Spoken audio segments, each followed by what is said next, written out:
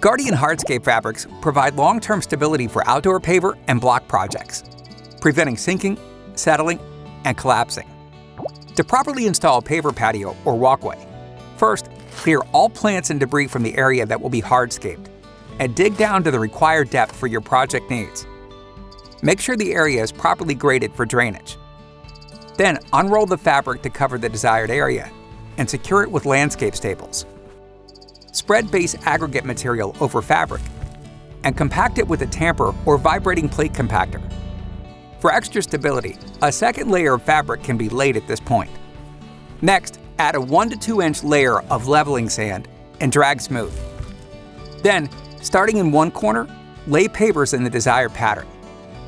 Finally, spread sand on top of pavers, sweeping it into cracks to lock everything into place.